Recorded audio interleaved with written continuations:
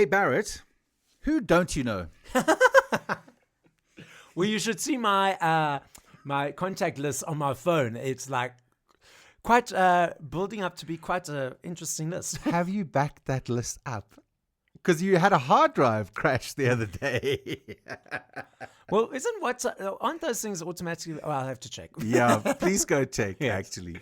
Welcome back to the show. Thank you. I don't know where we went with that, but Yeah. time for Celeb Savant. And a son of an artist who you definitely will know. We're talking about Joe Sumner, might Yes. give it away, because he is the son of Sting. Exactly. Yes. So Wow.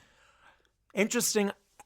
Let's give the exciting story first, and then talk about his discussion that we focus on. So I interviewed him when he was in South Africa, Johannesburg, and he was opening for Sting.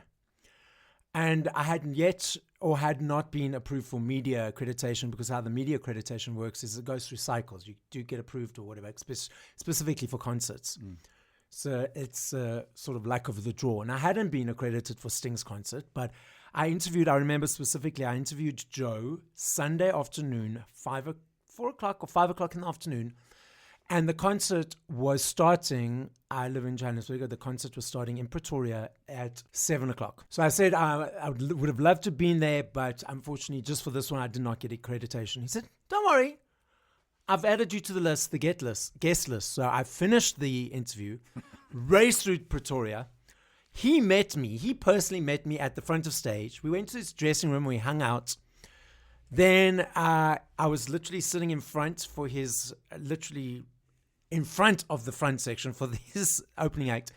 And there was a bit of hoo-ha because the security was like, oh, you didn't Get accredited. Didn't get accredited to put him there. So then for the rest of the Sting show, I literally sat with the Sting sound guys, watching from the sound of the stage. And it was one of those moments, it was like, is this happening right now? Let's just enjoy it for what it is. But is this happening right now? And it did happen. As I started this interview by going, Barret, who don't you know? It's a true story.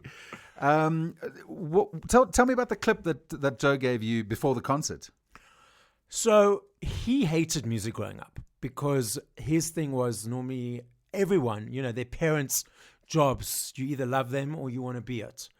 And his thing was that Sting was his father, his music. For him, it was like all cringy. He had wanted nothing to do with it at all. But then secretly, he loved playing video games, and then he learned how to create music through that, which led to him becoming a performer in his own right. Let's have a listen. But obviously, my dad was a very successful musician. Yeah.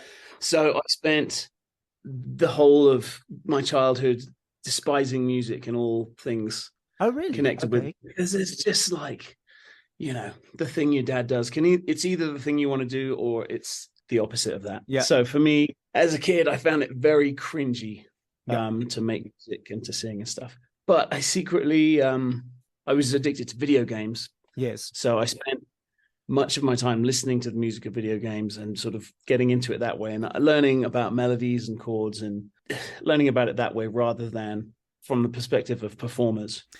On one of the previous episodes that we were doing a few weeks ago, we were speaking about opening acts. Yes. Kind of a difficult one when you are the son of a famous musician.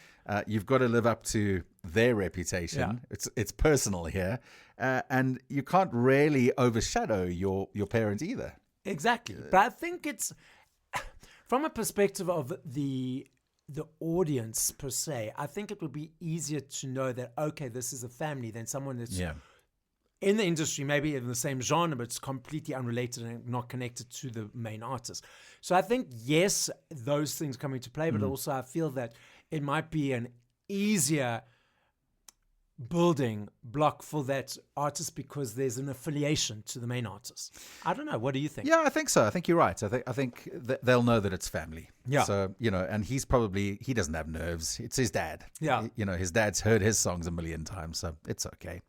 I'm interested to hear that podcast as well. And I love your backstory of how you ended up getting invited to the concert just because you did the interview. Exactly. That's amazing. Nova.com.na, friends. That's where you need to point your browser if you want to hear the full interview. Click on the blog section. I'll make sure that the interview is up now, and you can go and have a listen to the podcast there.